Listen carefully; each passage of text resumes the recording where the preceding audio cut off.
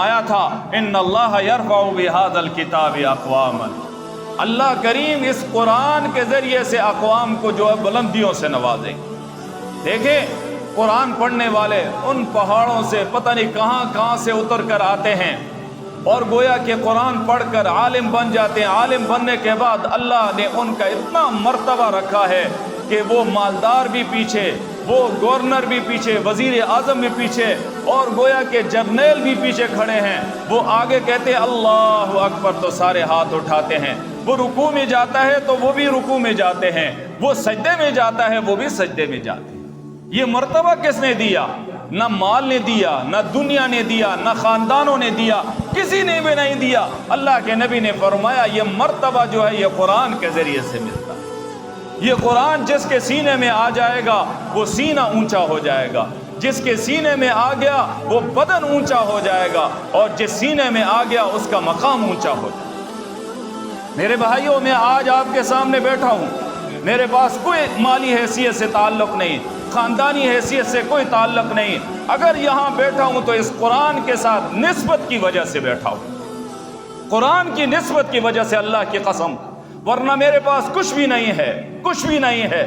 اللہ نے اس مقام پر بٹھایا ہوں تو اس قرآن کی وجہ سے مجھے جو عزت ملی ہے، اور ہو سکتا ہے میں نے قرآن کا حق ادا نہ کیا ہو، لیکن قرآن مجھے جو کھلا رہا ہے وہ دنیا والے بھی دیکھ کر حیران ہو جاتے ہیں، دنیا والے بھی دیکھ کر حیران ہو جاتے ہیں۔ ہماری زندگی کا نصف حصے سے زیادہ جو ہے اس قرآن میں گزرا ہے، اور ہم نے قرآن کے ذریعے سے جو کچھ کھایا، جو کچھ پا رہے ہیں، خدا کی قسم ہم اپنے وہم و خیالات سے بھی دور پا رہے ہیں۔ یہ اللہ کہاں سے دے رہا ہے، کہاں سے آ رہا ہے، کن کے ذریعے سے دے رہا ہے، یہ اللہ جانتا ہے۔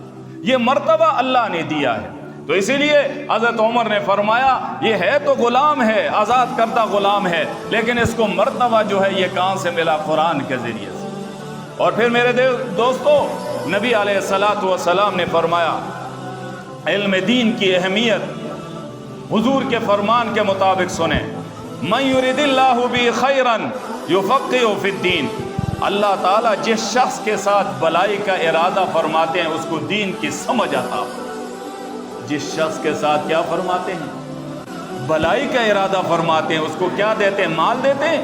نہیں، اس کو دین کی سمجھ عطا فرما دیتے۔ اور پھر حضور علیہ الصلاۃ والسلام نے فرمایا کہ الناس معادن، لوگ سونے اور چاندی کی کانوں کی طرح ہیں۔ لوگ سونا اور چاندی کی کس کی طرح ہیں؟ کانوں کی طرح ہے۔ آج سونا اور چاندی کی کان کسی کو مل جائے وہ کتنا جو ہے خوش ہو جاتا ہے، لیکن اللہ کے نبی نے فرمایا لوگ سونا اور چاندی کی کانوں کی طرح ہے، لیکن خیارہم فی الجاہلیہ، جو لوگ جاہلیت میں بہتر تھے، خیارہم فی الاسلام، وہ اسلام میں بھی وہ بہتر ہیں۔ کب؟ اذا فقہوا، بشرطے کہ انہوں نے دین میں سمجھ حاصل کر لی۔ جنہوں نے دین میں سمجھ حاصل کر لی وہ جاہلیت میں بھی اونچے تھے، اور گویا کہ ایمان لانے کے بعد دین کی سمجھ کی وجہ سے اللہ نے ان کو بھی مرتبہ عطا فرمایا۔